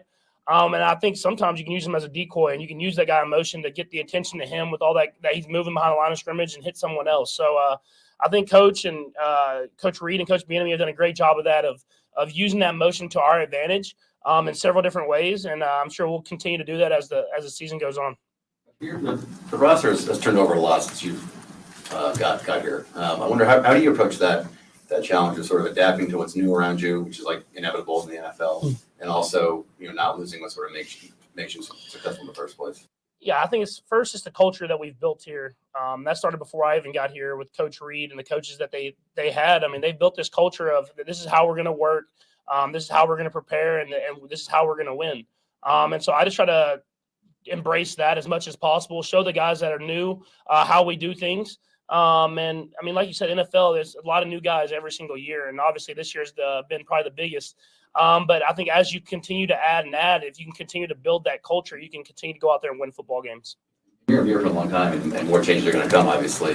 Like you said, this has been one of the bigger changes this year. Are there lessons you learned this year that you'll take forward, and this kind of keeps happening? Yeah, I mean, it helped me grow as a quarterback, just having to get through the offense, the entire offense, knowing that we're going to move guys around, we're going to have playmakers everywhere, and you got to just continue to get through your reads, get to the right guy. I mean, I think I got some things the last year, especially where it was Tyreek or Travis, kind of looking back and forth to that. I think it's helped me become a better quarterback, having to move around and having so many different weapons everywhere that I have to just get through the read. So I think I'll continue to evolve. We'll have a lot of different guys in my tenure here. I'll be here for a long time. And one day I'll get here as long as Travis has been here. Redford's pretty open about involving you, especially nowadays. How much are you involved maybe in some of these things in the offseason than maybe you were when you first became the starter back in 2018? I'm involved a little bit. It's usually like a thing where it's just, hey, we're talking to this guy. What do you think? And I'll look at the tape and kind of give my insight on stuff like that. But I try to stay away from making like decisions on people. I think that we have great guys in great positions, great coaches, and great personnel people that usually can do that. So I'll give my take on people, but they do a great job of bringing in a lot of great players. Patrick, it's been almost exactly 5 years since you made that first start. I'm just wondering what stands out about that day. Yeah, I mean, it was cool. First off, it was cold. It was really cold, and being from Texas, I don't think I was ready for that cold weather in Denver that day. But it was just a great experience to be out there and playing. I mean, it was, I think, more gratifying that all that work I put in, I felt so much more advanced than I did in the preseason before, just because of how much I'd been in the building and going through the process. And I think that kind of just gave me another stamp of approval. This is how you have to do things. And so I think that was the biggest thing, more than going out there and getting the win. It was all that work that you put in the entire year without playing had paid off. Changed much for you the next preseason, training camp? Like, how much ahead were you that next training camp just because you had played in just one game? It was like I learned like a new language just with that next training camp. When I first got here in the preseason, that first year, I was so focused on getting us in the right position and getting the offense lined up and all that different type of stuff that I wasn't even worried about what the defense was doing. I was just trying to go out there and make sure we were doing stuff the right way. Whereas at the end of that last game and then into that next preseason, I was focused on what the defense was doing. I was so comfortable in the offense. I think that's where you take the biggest step in quarterback position. To go back just a quick talk before, Patrick, did you give an input on Juju last year, even though it didn't work out in the free agency time period? Yeah, I mean, when they said that we were interested in Juju, I mean, I knew him previously, so I knew that what type of guy he was and how hard he worked. But I definitely like the ability he has. I mean, I think you see it this year is he can do a lot of stuff that we utilize in this offense in a variety of ways. So I was definitely texting him like Coach Reid was, trying to get him to come here. That is quarterback Patrick Mahomes. That is a little bit of inside the mind of Patrick Mahomes and Andy Reid when he mentioned about the motion guy. They throw to the motion guy a lot. And some of it, honestly, most of it is, are they in man or zone? It's hard to fake man or zone when a guy goes in motion. It's really hard to do that. That's why you see so many people send person motion.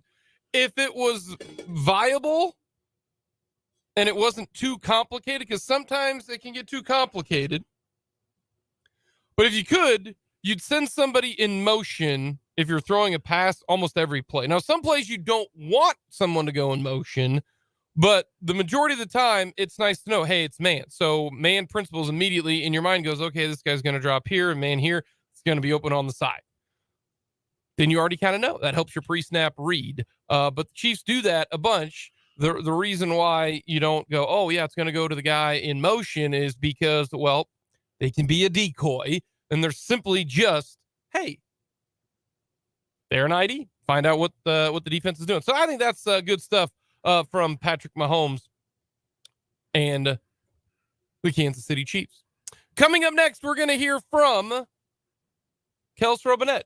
He is done with practice from New Orleans. He's going to let us know what's going to end up happening practice today, who shined, who played, who's going to play, who looks good. He's going to give us everything we need to know coming up next on the K-State Wildcats.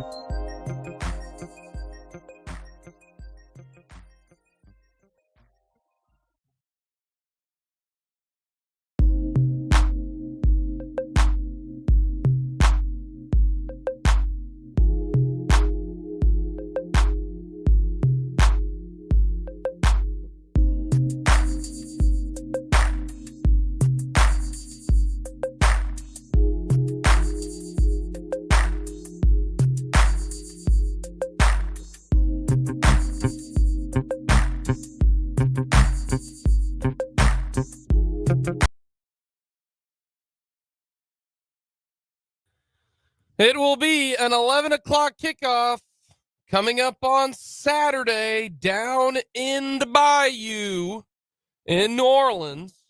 K-State, Bama. Finally, K-State fans have been clamoring, we want Bama.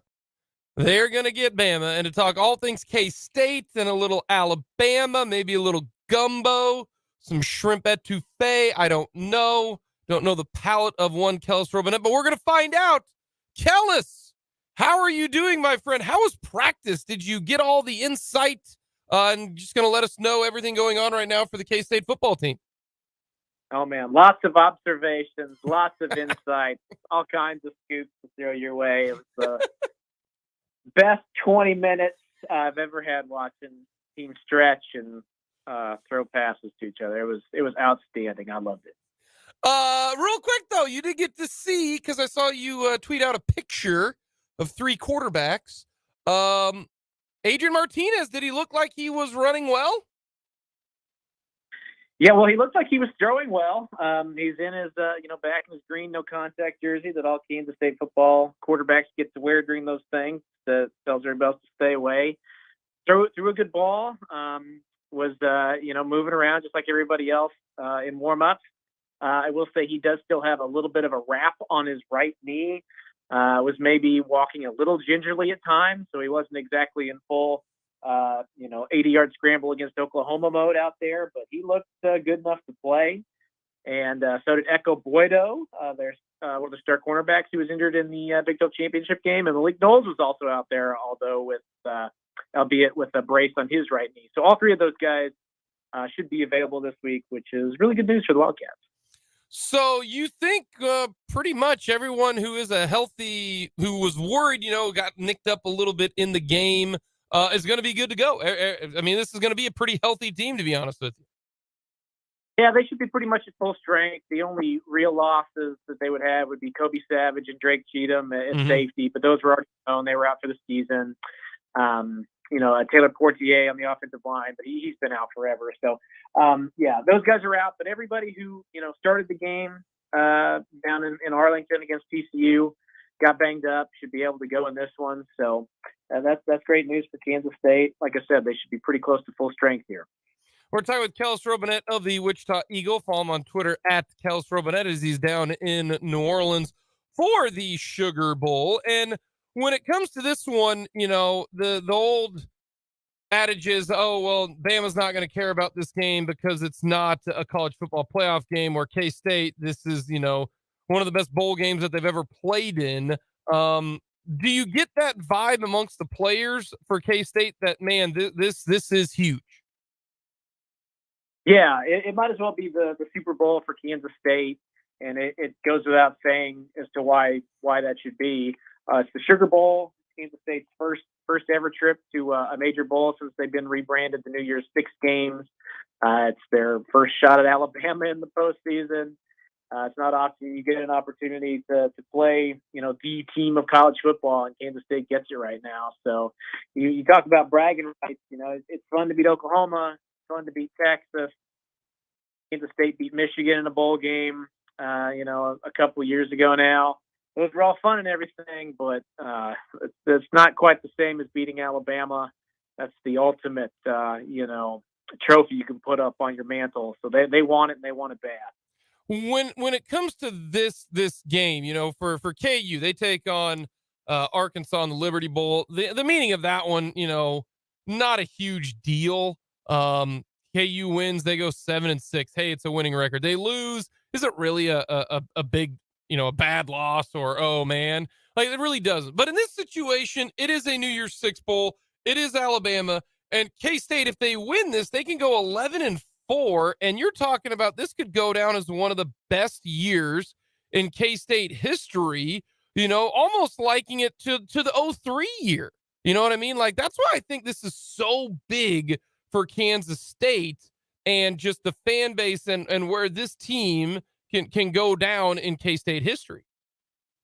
Yeah, definitely. I think you can make an argument that this is the biggest game in Kansas State history. I've had some people even suggest to me that it's the biggest sporting event in Kansas State history. I don't know that I'd go quite that far, because Wildcats have played in a national championship game for basketball. They've been to the Elite Eight. They've played for high stakes before. I don't know if I go quite that far, but it's a big deal. It's a huge deal. And I hadn't really thought about the season measuring stick, but yeah, a win here I think would actually probably surpass 2003, because both teams would have the Big 12 championships, but this one would have a bowl victory too, and it would come against Alabama. I mean, shoot, you really could. When all is said and done, I mean, the 98 team is probably the best team that has ever played at Kansas. But if this team were to win here, you could definitely make an argument that this is the most accomplished team in Kansas State history, because no one else would have all those things. They wouldn't have a championship ring. They wouldn't have a Sugar Bowl ring. And this would be the only team that beat Alabama. That's hard to beat. How do you look at this game for Kansas State? Do they just keep doing what they've doing, or do you think Will Howard runs it a little bit more? They have nothing to prepare for. It's not, I don't want to. We don't want to risk Will Howard, because if he gets hurt in a game, well, then we don't have Adrian Martinez. You got Jake Rubley, so we got to be careful with him. He was pretty much a pocket passer. Do you think that changes in this game, and they unleash everything? I don't actually. I think they keep using him mostly as a pocket passer, and I say that not because Will Howard can't run or they don't want him to run. He's just so good with his arm. I'll steal your line. He's looked like Dan Marino out there, and with the throws he's made Malik Knowles look like Jerry Rice. I can't really think of a great receiver that Dan Marino used to throw to for the Dolphins to make that comparison, but Malik Knowles has looked great, and Sinnott has looked great at tight end. Phillip Brooks has looked great. I mean, Kate Warner has made some incredible catches with Will Howard throwing to him. So I don't know that they want to all of a sudden say, hey, Will, we want to do a bunch of zone read stuff and have you running all of a sudden. They've already got Deuce Vaughn back there. I think I like the balance that Howard has brought to the offense. If anything, if they want to do anything with a running quarterback, I think what you'll see is they'll insert Adrian Martinez into the game, and he'll have his own package here and there. Run some plays that way. By the way, you were looking for Duper. The only reason why I know Mark Duper is because I played Super Tecmo Bowl, and Dan Marino would throw it to Mark Duper. So if you're wondering who Dan Marino threw all those touchdown passes to, it was to Duper, and they did the whole like high five at the end of the Super Tecmo Bowl touchdown pass and all that kind of stuff. So for those of you wondering out there, I don't remember his number, to be honest with you. I think it was in the 80s though. Like 84, 85, I think. But defensively, what do you think K-State does against Bryce Young and a Bama offense that is still really, really good? People forget that they were 2 singular plays away from maybe being the number 1 seed in, now granted they'd have to play Georgia and all that kind of stuff, but they lost on a 2-point conversion and a field goal. This team's really good, and they're playing everybody. How do you think the K-State defense stacks up against them? Yeah, that's a good question. I mean, if Alabama comes out and treats this like it's a playoff final, it's going to be a very difficult challenge for Kansas State's entire team. If they come out and sleepwalk through it like they have in other Sugar Bowls where it didn't have national championship implications, then Kansas State could take advantage and win just like Utah and Oklahoma did in previous seasons. I think the biggest challenge the Kansas State defense is going to have is just, really, I think it starts with Bryce Young. He's a Heisman Trophy winner for a reason. He can throw it. He can run it. They've got really good running backs. And the challenging thing to me is I heard some players today compare Alabama to Texas. And I know maybe some Crimson Tide fans out there might think that it's an insult or something, but the comparison is just that they're so talented across the board. They've got all these 5-star players. They got big running backs. They got huge linemen. And to me, that's the challenge for Kansas State is if Alabama gets up there and just says, we're going to, try to out-tough you at the line of scrimmage. We're going to run the ball. We're going to set up the pass and hit you with play action stuff. Can they stand up and stop it? That's been a challenge for them over the past few years against Texas.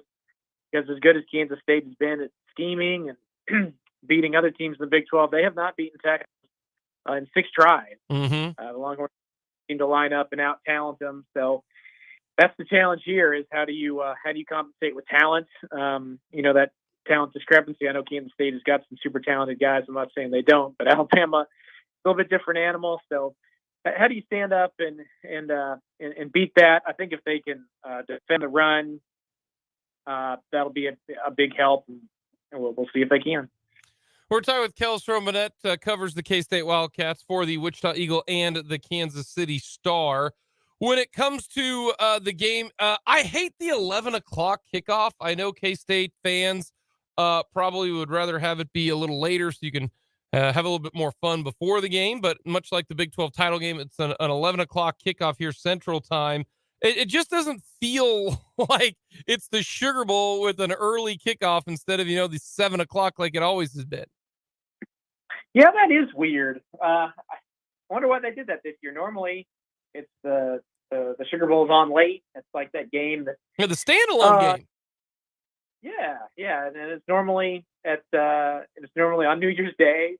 And it's the game you watch after the Rose Bowl, after you've rested and everything from a night of partying the day before. So it's a little weird, but the one thing I will say is maybe it actually is an advantage for K-State. They play a lot of 11 a.m. games. Alabama, I haven't really looked at their schedule to see when all their morning kickoffs were. I imagine Kansas State played more. And here's a fun factoid for you: the last 2 times Kansas State played in a bowl, or not in a bowl, in a dome stadium.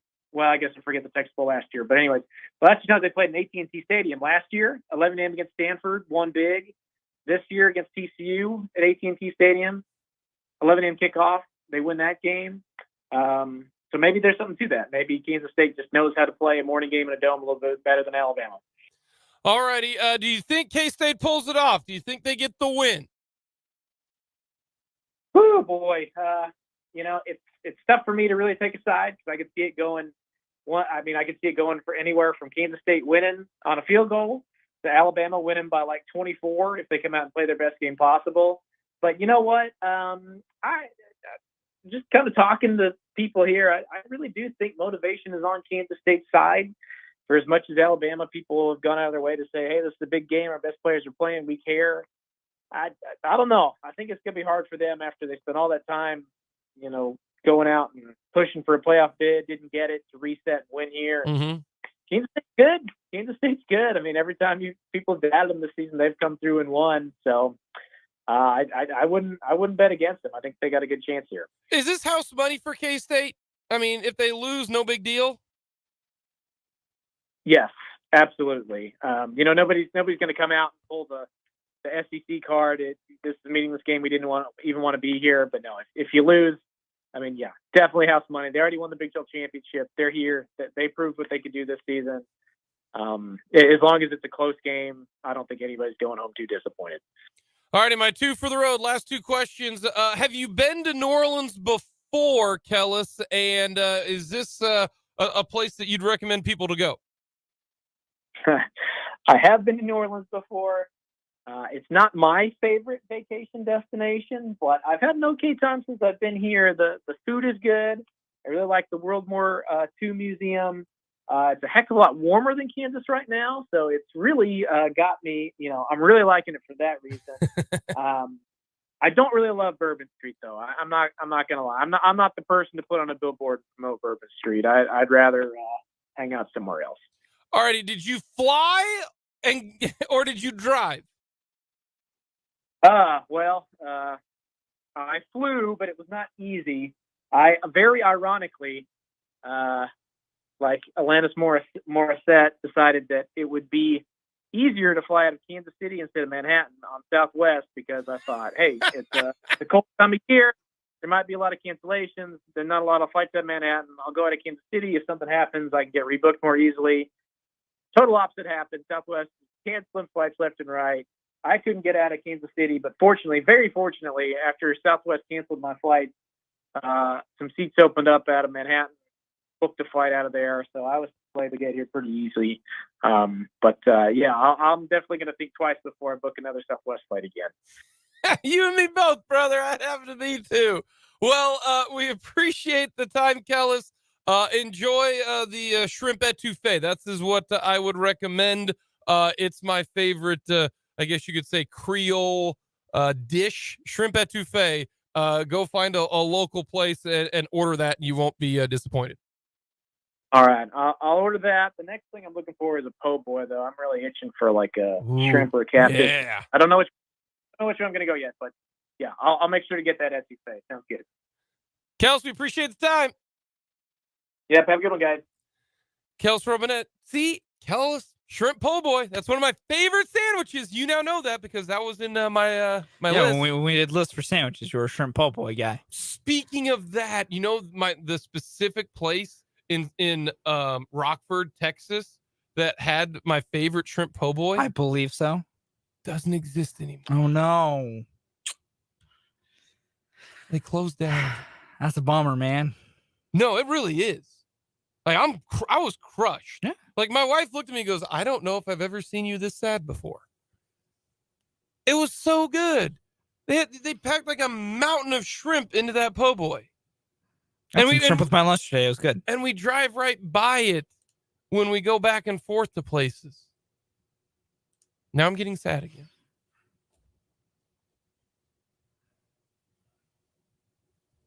That sucks. In Rockford, Texas, right there on the coast. Coming up next, we're going to wrap things up with the mic drop here on Mic'd Up.